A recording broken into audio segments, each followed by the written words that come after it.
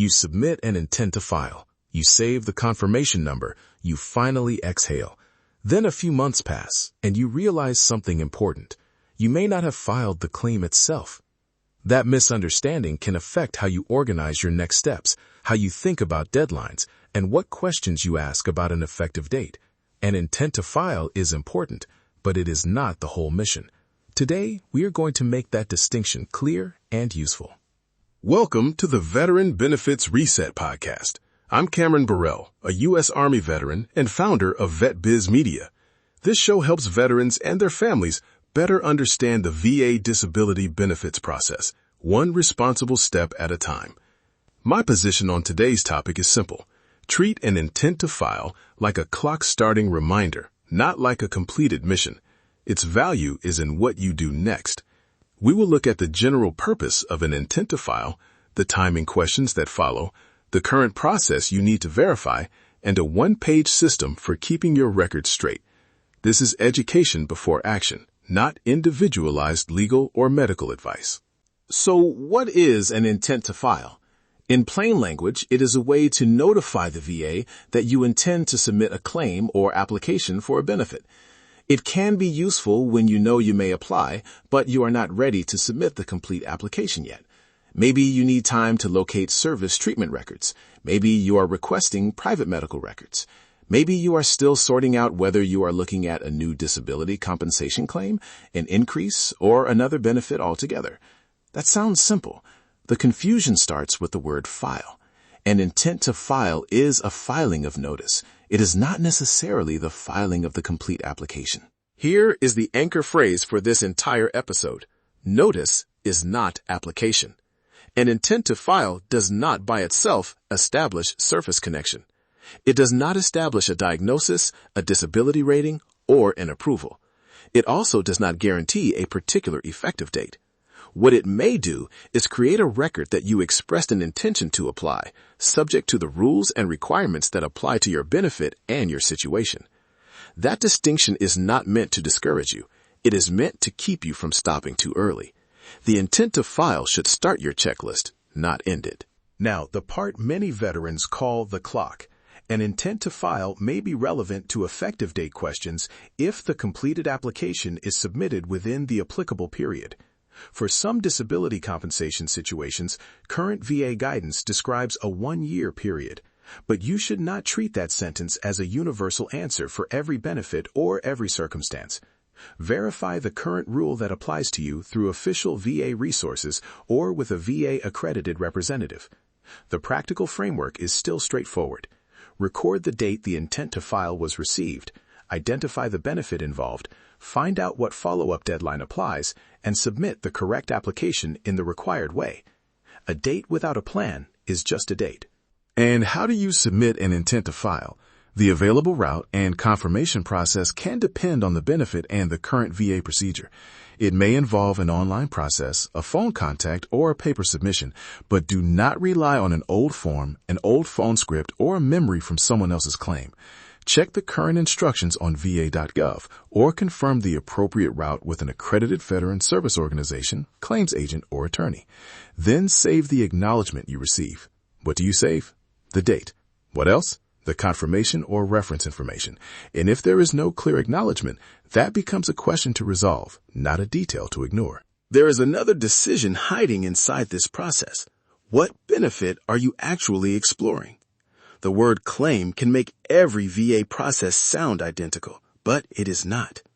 You might be considering disability compensation. You might be looking at an increase for an already service-connected condition. You might be asking about a different benefit with different forms, evidence, or filing instructions. If you are not sure, write down what you were trying to pursue in ordinary language. Then ask, which benefit category does this involve? And what application comes next? Do not guess based on a neighbor's experience. Facts over frustration. Organize, verify, execute. Here is the tracking tool. Give it a simple name, your intent to file page. Tonight, create one page in a secure notebook, digital note, or spreadsheet. Write the submission date at the top. Next, record the confirmation number or reference information. Then, write the benefit you believe you were pursuing, using a question mark if you are not certain. Add the follow-up deadline you still need to verify. Under that, make 2 lists, records you have and records you still need. At the bottom, write 3 questions for the person who will help you understand the next step. Keep copies of important documents and protect the information appropriately. A complicated database is not required. A page you update is better than a system you never open. Make the page part of a short workflow. Tomorrow, fill in the date and confirmation details. Within the next few days, identify the benefit category and check the current VA instructions. Then, schedule time to gather records or speak with an accredited representative. If family members are helping, assign tasks clearly. One person can request records. Another can scan documents. Another can maintain the date log. Write down who owns each task. That small step prevents the classic problem where everyone thinks someone else handled it. One step, one record, one mission. Let us make this real with a fictional example. We will call this veteran Alex. Alex believes a current condition may be connected to military service, but older treatment records are difficult to locate.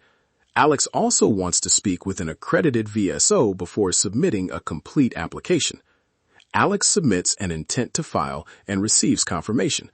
The first thought is, great, I'm covered. But covered by what? The confirmation shows that an intent to file was received. It does not show that every required application step is complete, and it does not promise a rating or approval. So Alex puts the date and confirmation number on the tracking page, identifies the benefit being considered, and schedules the VSO conversation. Before that conversation, Alex writes 4 questions. Which benefit does this intent to file relate to? What is the current deadline for the completed application? How will I know the next filing was received? And which records should I prioritize first? Alex also separates facts from assumptions. The page says where the records might be, when treatment occurred, and what needs to be verified. It does not invent a diagnosis or predict an outcome. That is the difference between preparation and speculation. Alex is not trying to solve the entire VA process in one night. Alex is turning uncertainty into a documented plan. Now picture the mistakes Alex could make. The first is assuming the intent to file completed the claim and then taking no further action. The second is losing the confirmation details. The third is gathering records forever without checking the applicable deadline. A fourth is choosing a benefit category based on a form found in an old forum post. These are preventable problems, but they are not reasons for shame. If something is unclear, start with the official acknowledgement and current VA information. Ask what was received, what remains to be filed, which date applies, and where the requirement is documented. If you need help, bring the tracking page to an accredited VSO, claims agent, or attorney. A focused conversation is easier when the dates and questions are already in front of you. Protect the record while you work. Keep readable copies of what you submit. Save official letters, emails, screenshots, and reference numbers in more than one secure location when appropriate. Confirm whether an online action, a phone contact, or a paper submission created the record you intended. Do not send original documents unless the instructions specifically require it, and keep copies before anything leaves your possession. If you submitted something months ago and cannot remember what it was, do not fill in the blank with a guess. Locate the acknowledgement, use the official VA resources available to you, or ask an accredited representative to help you understand the status and next requirement. Write down the answer and the date you received it. So here is the reset. An intent to file is generally a notice that you intend to apply. It is not the completed application. It may matter when you ask timing and effective date questions, but it does not guarantee a particular date or outcome. The benefit category matters. The applicable deadline matters. The next application matters. Confirmation details matter. Before the next episode, create or update one benefits tracking page. Record the date, confirmation information, benefit category, deadline to verify, records you have, records you need, and 3 questions for your next conversation. Keep building, keep learning, keep moving forward. Thanks for listening to the Veteran Benefits Reset podcast. If today's episode helped you, follow the podcast, leave a review, and share it with another veteran, family member, or caregiver who could benefit.